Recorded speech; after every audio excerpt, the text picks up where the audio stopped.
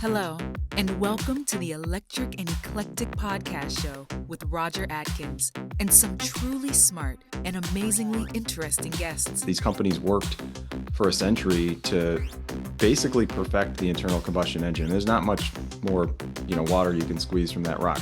Are you sitting comfortably? Then we'll begin. I'm very happy to have author of inEVitable, Mike Colias, with me today, and we're going to talk about the book. We're going to talk about the bigger picture of where are we now in the global auto industry and its constituent parts, the USA, Europe, Asia, etc. Mike, I am so pleased to talk to you. I'm thrilled to talk to you, in fact. I love your work. I particularly love this book. So thank you for finding time for me. How are you and where are you today when we're recording this? Yeah, thanks so much, Roger, for having me. I appreciate it. I am at my home in Ann Arbor, Michigan. So I've been in the Detroit area now for 15 years, covering automotive that whole time. At the Wall Street Journal, well, I was at Automotive News, great trade publication. For about 5 of those years, went to the Wall Street Journal. Was there for about 9, covering as a reporter covering GM and Ford and Rivian and a bunch of stuff. And just 6-8 months ago, I moved over to Reuters, and now I cover. I'm the U.S. Autos editor there. So. Yeah, wow. And listen, I mentioned to you earlier in our little preamble, I am in awe of professional journalism, professional writers, anyone who can put a book together and have it published. You've been a reporter. I've snooped on LinkedIn, of course. You've been a reporter since 1997, Castle Rock, Colorado reporter. And you now find yourself, as you say, at Reuters, chronicling this epic journey that the auto industry is on around the world, and the what's the line called when you're underneath a headline? What's it called? The subtitle. That's it. The subtext. The messy, unstoppable transition to electric vehicles. So I've listened to your book. I like to do a bit of both reading books but mostly listening to them these days. I have more time to do that on Audible, and I listened to it very quickly because I didn't want to miss anything. I wanted to just keep listening because it's really good. So having been on this journey myself, I congratulate you on chronicling it so well. But let's just start with that subtitle, The Messy, Unstoppable, Inevitable Transition. Do you really see it as inevitable, as an American in America, in the heart of the motor world, close to Detroit? Do you truly see it as inevitable, or is it going to get pushed back at any point, as some people are now saying? Yeah, well, I suppose it depends on what we're describing as it, right? And I did a funny trick in the book, I guess. I never really said what was inevitable, but I was pretty upfront, both at the beginning of the book and the end, to say that we're going to have combustion engine cars in showrooms for a long time, for decades, all over the world, I think. So it's not. I don't think fully electric is inevitable anytime soon. I would say that the inevitability is around using electrons to power how we get back and forth increasingly, and using straight internal combustion engines as a way to get around is going to decline over time. And I think I can throw out, what I think just based on, having talked to a lot of people and reading a lot and covering this for a long time, what my percentage of sales in a given region might be by 2030, 2035, and we can have some fun with that. But in general, yeah, I think every auto executive I talk to thinks that this is going in one direction, despite the word messy right now and the subtitles doing a lot of work, right? Like in the US, things look pretty bleak, and we've just headed into EV winter, and I don't mean the 4 inches of snow on the ground outside. I mean, this is going to be a brutal time, I think, probably over the next year before we figure out where that market demand is going to settle. But I just think there's too many reasons for it to continue to go down that path, despite problems with infrastructure and despite the battery costs. And, I'm sure your listeners know pretty well, what the barriers are here. But, Yeah. At the end of the day, people who drive electrics generally don't go back, right? you see examples of that, sure, but the loyalty rates are super high. It's a more efficient way of using energy. Um, it's there's precedent for this, and hybrid cars 25 years ago, people would look at a hybrid and it had a stigma attached to it, and now it's just like any other way of getting around.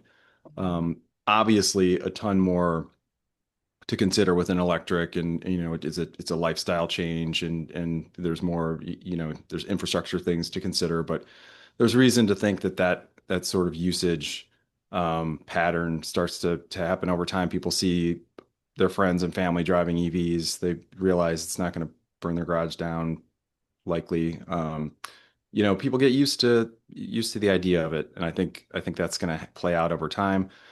And I'm sure we're going to talk quite a bit about China, but I just think if you Yeah. look at that market, the one place that's taken out the two friction points, the two biggest pain points of EV ownership and adoption, which is price and hassles around charging. They've figured those things out, and now that's what everybody wants to buy. It's almost 50% of the market is probably going to go up from there.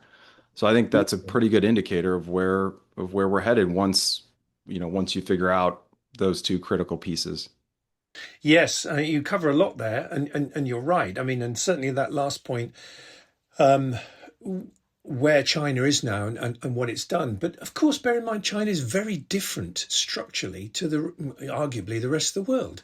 It's had this radical shift from a rural economy to an urban economy in short order. The cities are huge, vast metropolitan areas, which is very different to the United States, very different to Europe, arguably anywhere else in the world. Um, and therefore, their fit for purpose is the electric vehicle with, as you say, the right pricing and the right charging proposition.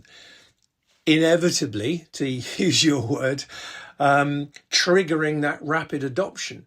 But I think trying to, as some people see it, fit a square peg into a round hole now in the rest of the world is where we've got this friction. But can I come into a couple of people you reference in the book, and a point that you make very well in the book, that you go back even as far as Edison.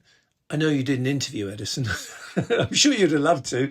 Um, Go back to, the dawn of the automotive revolution. It was a twin, I won't call it imperative, but twin ambition of electric and combustion. Henry Ford, Thomas Edison. That's extraordinary. But then two people you reference, contemporary people, Mujib Ijaz, and we talk about batteries and that stuff around A123 systems and where they were a while ago, and also Bob Gallion. Both people in and around the core and the essence and the fundamental of the electric vehicle revolution, which of course is the battery. So yeah, give us a flavour then, if you like, drawing from some of what you've written in the book about how America has lost that lead in the battery that it had, without doubt, even in recent times. Go back 3 or 4 decades, certainly even 2 or 3. Um, why did the United States lose its grip on this key component of the electric revolution, the battery, Mike? Yeah, and you can even look at the development of the lithium-ion battery, and there was a heavy American involvement in that. There were three scientists who were awarded the Nobel Peace Prize not too long ago for those developments, and so that just furthers the roots into America's roots into this.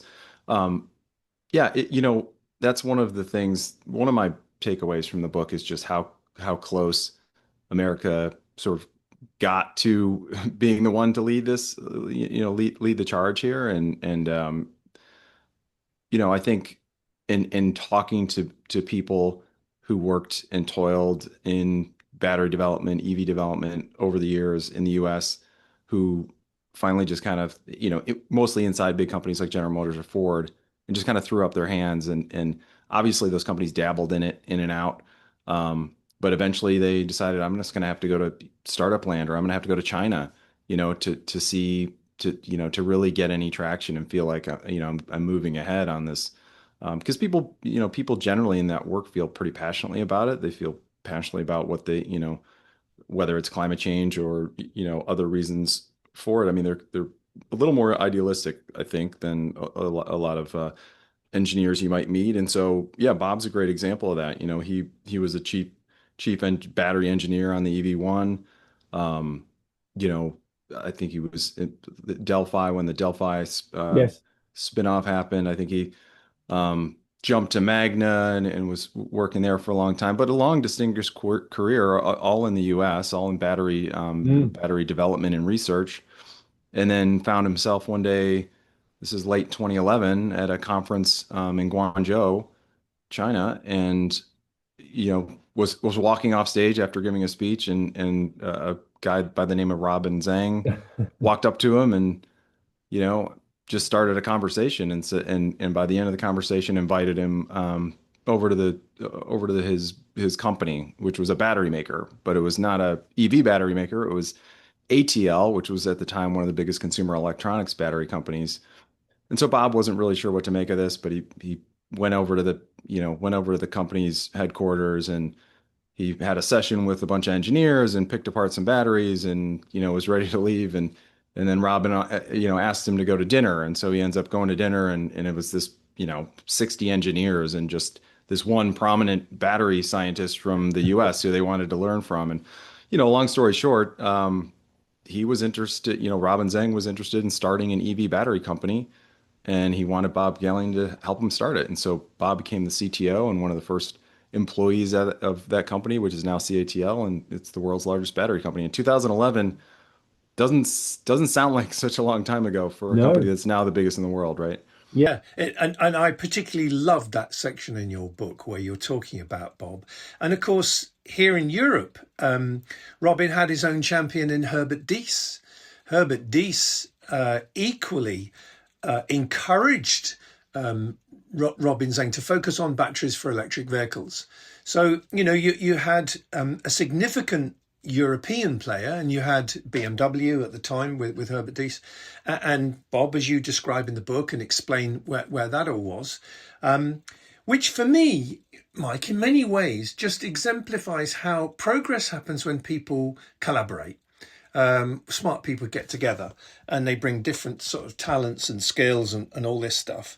And that's how we've seen certainly that stuff happen. And of course, the architect of the Chinese electric vehicle revolution, it was the guy, he's in the book, Gang Wan. That guy he was at Audi for 10 years, and then concluded that actually, here we are in the 21st century, with this suck, squeeze, bang, blow technology from a long time ago.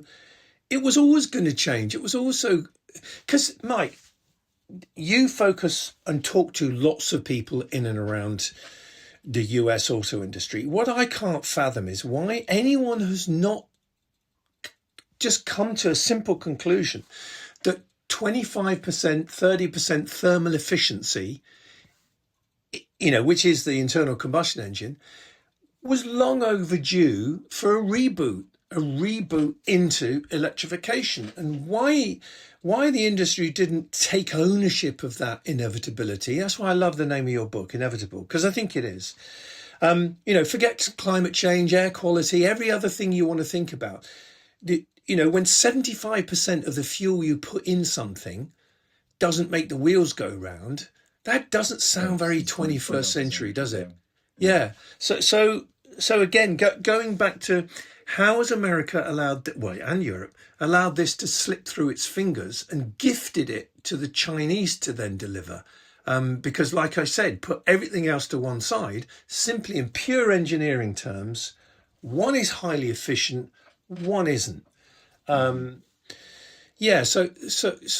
that's another reason that I should have thrown in when I was talking about the inevitability of it is just that the efficiency of the electric vehicle, and the fact that these companies worked for a century to basically perfect the internal combustion engine. There's not much more water you can squeeze from that rock, right? It's Yeah. they've worked about as far as they can get to get fuel efficiency out of the ICE vehicle. And I think going back to your question on how America fumbled this, I mean, I think there's a little bit of um, what we've seen in other sectors, right? I mean, Silicon Valley developed semiconductors, and then we seeded the manufacturing of that to Asia and other places. Mm. I think we went through a period in this country where we were developing things and not making things. That's pretty well established. It's not a novel thought, but I think batteries, lithium ion batteries for electric vehicles kind of falls into that bucket as well. And at the same time, you had China playing the long game consistently, methodically, trying to leap ahead, knew they weren't going to compete against these multinational companies that came in and JV'd with their companies. And, they worked alongside each other, and the Chinese brands try to compete with the American brands. This is in the, 80s, 90s, early part of the 2000s. Mm. And they knew they weren't going to catch up to the BMWs and Audis of the world on internal combustion technology. And so right around that 2005 period is when they said, we know how to leap ahead, or we think we do, and let's give it a shot. And oh, by the way, Elon Musk was making that same bet halfway around the world, that if we go this route, these companies might talk about wanting to compete in EVs, and they might dabble in it, and they might, put out big proclamations about how they're going to have X number of models by 2020 or whatever, but they're never going to fully embrace it because that's not where they're making their money. Yeah. And it turned out to be a pretty good bet in both accounts. Yeah. Now, Mike, I'm so glad you brought up Tesla, and I was itching for you to do that, because when I'm saying, the US let it slip through its fingers, yada, yada, it didn't, because there's this American company called Tesla that led the way. They truly were the game changer, the shapeshifter, the call them what you will. And without getting into personalities, particularly one particular personality, when you look at all that Tesla has triggered, they are, if you take Tesla, the outcome from Dieselgate, and then China's rise, put those three bits together, that's what it is. And I think Tesla is even more significant than some people really give them credit for, because when you look at their arrival in China, what's that phrase? They were used as catfish. Yeah, that's it, isn't it? They were used as catfish by the PRC, by the Chinese government, to scare, inspire, accelerate, these Chinese startups to really get going and become really good. They wanted to frighten them, the catfish thing. So yeah, I mean, that's the irony. This, thinking about it, the electric revolution predominantly is about an American company called Tesla. I mean, in addition to some of the other examples you mentioned, GM and the EV1, and the opportunity they might have had that there, or with the Chevy Volt, or Ford also had some, they had an electric Ford Ranger in the 90s. There were examples of where the companies were sniffing around this, and but I think and it's an interesting question. I hadn't really thought about it that way. I think, and Tesla, I say right at the outset of the book, like, this book's not about Tesla, but Tesla is either mentioned on every page or might as well be, because it influenced so much of what has gone on. And I think, for the longest time, and this, the companies really dismissed Tesla as was a curiosity at best, or a subject of animosity. They just, they're never going to reach scale, and if they reach scale, they're never going to turn a profit. I mean, these companies weren't used to a startup. There hadn't been a startup car company in almost a century, because the barriers that's a good point. Right, the barriers to enter were too high because of the internal combustion engine is so complex, hundreds of moving parts, a massive supply chain. It was the kind of the beating heart of the car business. And here, comes along this company that slapped some laptop batteries together, and stuck it in a Lotus frame, and off they go. It's sure EVs are high-tech devices. Battery chemistry is difficult, but at the end of the day, you can snap together an EV, essentially an EV powertrain off the shelf, and it lowered those barriers to entry to a point where I think by the time the rest of the industry realized how big of a threat Tesla was and started moving in this direction, the seeds that China had planted 15, 20 years earlier had already taken root in China. And the way that Chinese government can just kind of put its thumb on the scale to move things in a really fast and forceful way, it was kind of game over. Even just despite the fact that Tesla was conquering the world with EVs. This is late teens, early 20s. Um, China just already had us beat, right? They had Yeah. gotten the jump. They had put in the infrastructure. They had put in the financial incentives. They had helped build the factories both at the Beijing level and the provincial level. And so it just the industrial policy that they put behind that effort, I don't think can be understated. No, it can't. And I'm also intrigued by something. I'd love your thoughts on this and why the Chinese chose to call them new energy vehicles and not electric vehicles. I don't think it's a translation thing. You got any thoughts on I that? don't. Know that, yeah, I don't know. I mean, I know that they counted plug-in hybrids as as part of their as to hit the regs. I mean, those counted, so they weren't technically EVs, but I'm not sure where that the origin of that. Well, Um, I have a theory, by the way, but please don't think this is, I've not been told this, but I always thought, well, what's new energy? You think, well, new energy must be renewables, I presume. So, you know, if eventually, I can't help keep using your word, inevitably, as we shift to new energy, renewable energy, etc., that's the stuff that should fill the tank of the battery. Rather than it being charged from a fossil fuel power station, etc., etc. And the detractors from electric vehicles talking about the long tailpipe, saying, "Yeah, but it's being filled up with stuff from whatever." They're right. They're Yeah, right yeah, to absolutely. make that accusation. But as we increasingly feed into the mix renewable energy, new energy, they do become new energy vehicles. So I'd like to talk to you, if I can, a little bit about this. It seems like it's my turn of phrase for it is a marriage between energy and mobility. Two industries that haven't changed, like you've described and goes through the book a lot, in over 100 years. The auto industry hasn't really changed in 100 years. And now it is. But it's coupling with, for the first time, this radical shift in the energy system.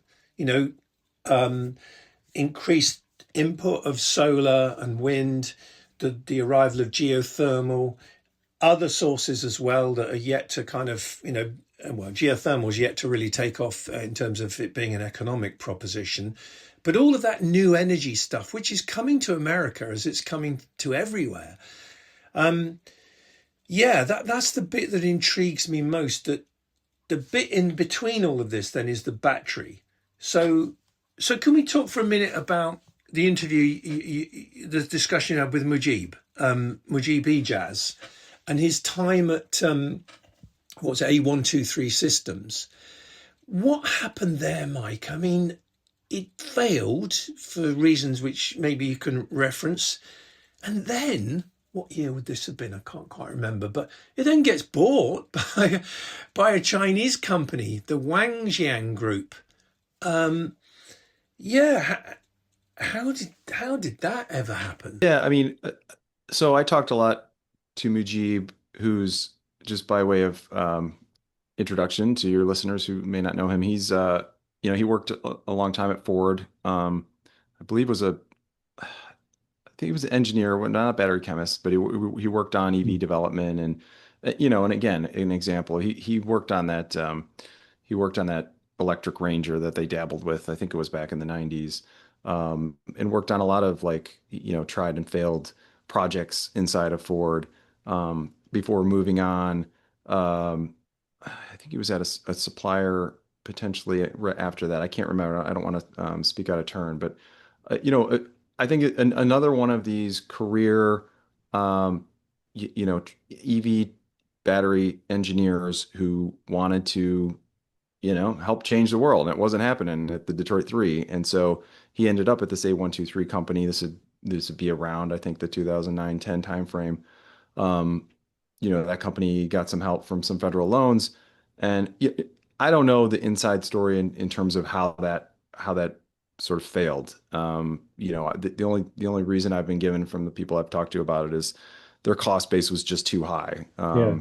They were trying to make LFP batteries, and it was hard to do here, probably for the same reason it would be today, which is you've got to tap into the Chinese supply chain, which is really difficult, because that's the lowest cost in the world. And if you can't do that successfully, it's going to be difficult. But so that ended up going bankrupt, and then he jumped, to Apple, and then started his own company, which is interesting, and we can talk about. But Yeah, yeah. When I met him, because I've known him on and off well, not on and off. I've got to know him. He was at Giga Africa, the benchmark gig, recently, and we had a good hangout. But yeah, what always amuses me, Mike, is the 2 or 3 times I've been with him in his company, and I've said, "Tell me about what you did at Apple then," and he won't breathe. He won't breathe a word of it. yeah. I don't know what they get people to sign or what they actually do, but I've never yet met anyone who's been at special projects at Apple who's prepared to talk about it. I know a handful of people who I believe worked on that, whatever that iCar project was. Exactly. And none of them to this day will breathe a word about it. But it's very, like I say, I'm a storyteller, you're a proper reporter. I mean, it's frustrating, isn't it, when people, you go around the houses trying to get them to say something, but they don't say anything. So yeah, that's amazing. Okay, let's quickly run through some other stuff, because I can't give the book a review, because that's not my kind of forte. All I can say to people is I know the story pretty well, if that hopefully it doesn't sound arrogant. But I learned a lot from how you chronicled it and how you timelined it through. I'd also read other similar books. Levi Tillerman's The Great Race. That's another good book that kind of tracks and traces this story.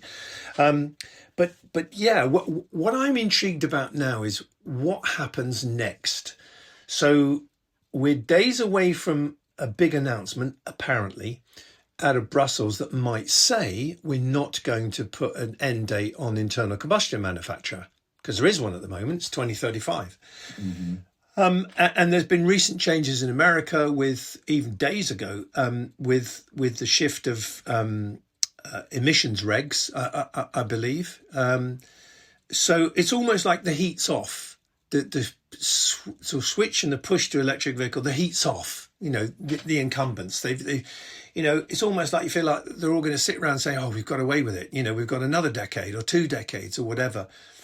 But what's your take then, given that you've referenced this word inevitable, you've been on this journey, and well, not just the book, but your professional career. And we started talking about this at the very beginning, but how is it all going to shake down? Are we eventually going to see, European OEMs fail, and American ones too, and China and Asia dominate? Let's not forget Korea, by the way, and Japan, because South Korea and Japan are very good at making electric vehicles too. Yeah. So how do you see the next few years without upsetting people in the region you live, Mike? You live amongst it all. Well, I would make a distinction between what's going on the regulatory front in Europe and the US. Okay. And I know the US better, but the whole question about being off the hook, I do think there's that sentiment playing out in the US. I mean, it's not just the federal government took away support for electric vehicles in the form of that $7,500 tax credit. Yeah. It's freezing fines for not hitting fuel efficiency standards. These regs that have been in place for decades that really dictated the way the car companies develop products, what products they developed, how they went to market. Could they sell big pickup trucks in this certain state without getting a fine? They had to be careful. They had to work hard to get the fuel efficiency up, whether they went full electric or hybrid or however they tried to do it. They were graded on a corporate fleet wide, here's how much pollution you're putting in the air. And Yeah. if you put too much in the air, you either got to buy these credits from Tesla, right? Or you're going to get a fine from the federal government. All that stuff kind of went away overnight with some of these changes in the U.S. In this bill that was passed over in July. So the $7,500 tax credit Yeah. gone as of September 30th. We've seen a 50% drop off in EV sales. We've seen announcement after announcement from companies saying we're not going to do this model. We're going to push back this battery factory 2 more years. It's a tangible result of some of these regulations that have been changed. In Europe, I think this is a lot different. I know the 2035 ban, I think a reasonable person can look at the adoption rate right now and the reality on the ground and say, I don't see a way we get there, right? And so that's, I think, what industry is telling the regulators in Brussels. The early reporting that what might come out of that, I think, is still much more stringent in terms of fuel economy regulations of what the companies will be required to do than you're seeing in the U.S. They may push it back to 2040. It sounds like they're going to require biofuels and e-fuels, and there's going to be maybe plug-in hybrids, maybe extended range gets counted in the whole mix. And I don't know the EU regs well enough, and this is all speculation, by the way, because it hasn't happened yet. But it sounds like what you're going to end up with over there is much more stringent than what we have here in the U.S. So I think they're two different things. I would say I think there's a concern that the Chinese have gone from exporting almost no cars 10 years ago, 8 years ago, 7, to now being the biggest exporter of cars in the world. Past Japan a year or two ago. They're moving into Europe, as you know. Latin America, they're making huge inroads there. There's no Chinese cars in the US right now. And it's hard to envision that happening. But, I think Trump's on record as saying, like, if a Chinese auto firm wanted to come in here and build a big factory, I'd consider it. I think he said something along those lines. Yeah.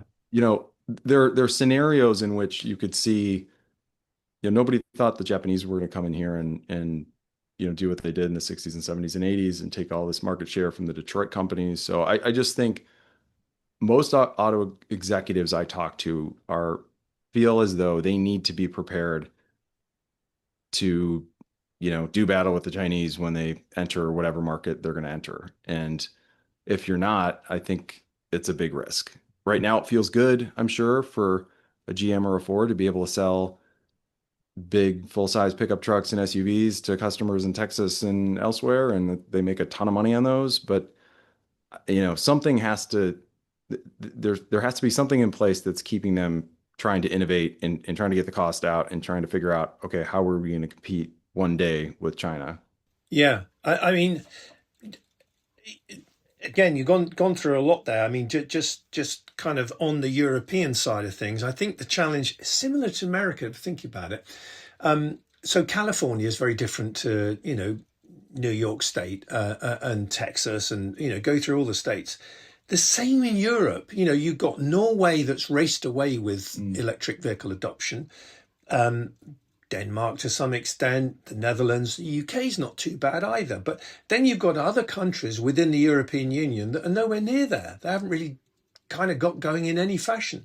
So I think the challenge is when you have a national mandate, a national decree, that kind of doesn't work. That's like saying, the word average is, the figure of an average is all well and good, but it belies the extremes, And I think that's the problem, the one size fits all problem, country by country, because there are different economic reasons, geographic, technical reasons, lots of things in all of this. But picking up on what you also said there about in the past, the Japanese. Is this a story of the rewriting basically of history? The same thing happened before. The Japanese came with cars that were, let's use the word just for the moment, better. Trade barriers were put up, tariffs were put up. And then they basically said, well, we'll come and make them in your country then. So we'll jump over that tariff fence. Um, is that exactly what's going to happen again, Mike? Well, it seems like we're starting to see the early innings of that play Yeah. out in Europe, right? I mean, Yes, we you've are. BYD's building factories Yeah. there. Other Hungary and Chinese, Spain. yep, Yeah. yep, and other Chinese automakers I know are on record as saying that they plan to build there as well. There are, Europe did put up tariffs on these companies. They've come in anyway. Um, so yeah, I think there are definite parallels. Auto executives, Ford CEO Jim Farley has talked about the parallels. It keeps him up at night. He's gone many times to China and, you know, driven cars on the racetrack and come back and tell this team, you don't realize what we're up against here, and he was at Toyota not long after they came in and started taking a ton of market share from Detroit, and he's made uh that same parallel, and he feels Yeah. like that there's a chance that could be happening here. Yeah, but I think we've mentioned it a couple of times, certainly in your book, because you talk about the Salton Sea, you talk about lithium, you talk about, the critical mineral supply chain. Could it be though, Mike, that whilst we might be about to see a rerun of what happened with Japan and so on, the difference this time is, unlike then, everyone shared a kind of supply chain proposition. The tier ones, tier twos, they're accessible to everybody. So yeah, you could then, okay, compete in some fashion because you could make the product and could do it. But given that at the moment, the ownership principally and certainly of the battery is hugely controlled, managed, dominated, call it whatever word you want, by the Chinese, isn't this the problem, that the real missing link now is in the supply chain, particularly critical minerals, which is something I've focused on, a company I mentioned earlier, Benchmark. When I started listening to that, there was a presentation by the founder of the company, Simon Moores, to the US Senate Energy Committee in February of 2019. And he opened up by saying, we're in the midst of a global battery arms race, of which the United States is a bystander. And then he concluded, I'm going to misquote him, but these sort of words, those that control these critical mineral supply chains control the destiny of the 21st century industrial landscape. Like, wow, that's like stuff out of a movie, Mike. So, yeah, is that potentially forgive me for using this turn of phrase, is that the trump card that the Chinese have, that they own the supply chain of this new thing, the electric vehicle? Yeah, I'd say for sure, and it is the most difficult challenge that the industry, that the traditional automakers face, Mm. in trying to close the gap with China, because we've seen efforts, companies trying to reshore some of the stuff and start lithium production in the U.S. and cathode and anode material, and GM's probably done more on this than most companies. Yeah. But I mean, the timeline it takes, a lithium mine in Nevada, for example, that's years, if not decades, in the making before you really get to scale on something like that. Um, if it's not mined in China, it's certainly refined there. I think 80% of the refining for Yeah. nickel and magnesium and lithium and graphite, it all happens in China. And I mean, we've seen it play out in this trade war this year, with rare earths, which is another huge advantage that China has. I mean, at any point, they can just restrict the export controls on rare earths and magnets, and it cripples not only the auto sector, but other industries as well. China always has that leverage. And until you're able to stand up, a comparable supply chain and elsewhere in the world or on your own, shores, it's going to be, you're always going to be sort of, at any point you could be held hostage in a Yeah. geopolitical trade war, right? Yeah, but this stuff has been flagged. Like I said, I heard that reference in 2019, but it just it just kind of hasn't been pushed over the line, hasn't been properly resolved. By the way, if you can hear some background music, it's Father Christmas coming round, because we're recording this in mid-December. It's the Rotary Club coming around with their annual very loud music and Father Christmas shaking the buckets for, there you go. That's them going right by the house now.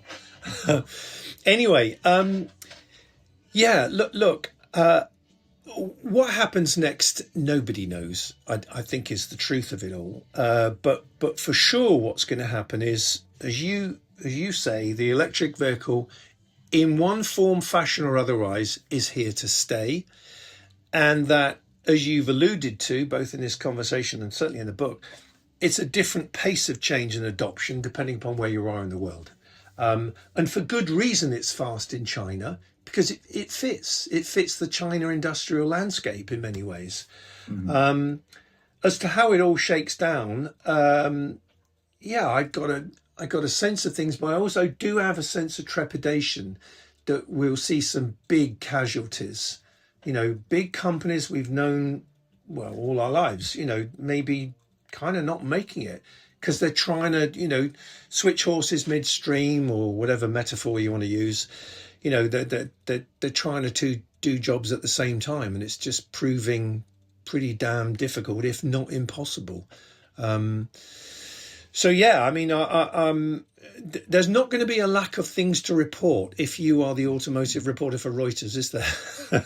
Yeah, I feel like there's always a crisis in the car business. There's strikes and there's supply chain shocks, and back in the day there was oil shocks that would scramble the market, and but this one feels a little different, doesn't it? It feels more structural, more dare I say existential.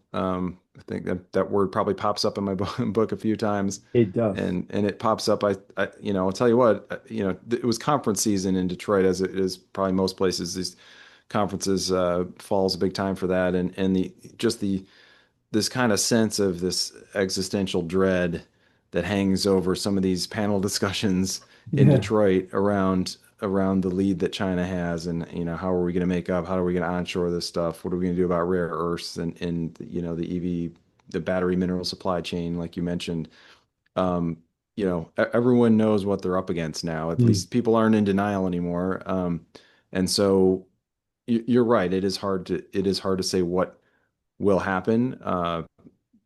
But I think the rest of the world responding to China pushing out, after really destroying traditional automakers in China, now they're pushing out to all these other markets. And that's, over the next 3 to 5 years, that's where the tension point lies. How are they going to be received? Are governments going to try to protect their markets? Are they going to try to compete? Can they compete? Those are the big questions, I think.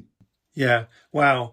They are very big questions. So I think that's a nice way to wrap stuff. We haven't spoken about dealers or the traditional business model fitting in all of this yet, but we could talk for a long time. I think it's best if people either listen to, as I did, an Audible, or buy and read your book, because I think in understanding the past, you have a much better chance of getting your head around where we are in the present, and more likely how it's going to shape down for the future. That's why I like reading books, chronicles like yours, Mike, because you can think you know stuff, and actually you just need to remind yourself of things and carefully contextualize things. And again, that's what that's what you're a journalist. You're very good doing that.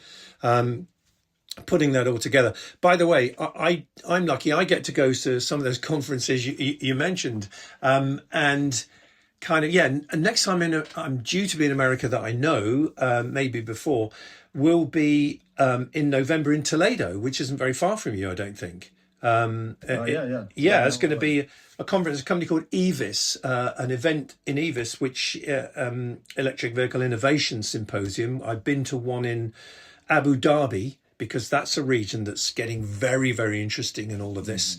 And they have their first adventure in America next year in November. So maybe we bump into each other, if not before, next year, around, a bit earlier than now. That would be great. Because I'd love to sit down with you and have a beer and, have a chat more about well, what's happened between now and then as well. Yeah, absolutely. No, that sounds great. And like you said, there's no shortage of things to talk about. It's such a dynamic industry. It was dynamic before all these, disruptive forces took hold, right? It's massive. It's tied to national economies. It's the identity of national economies. Its supply chains are unlike anything else.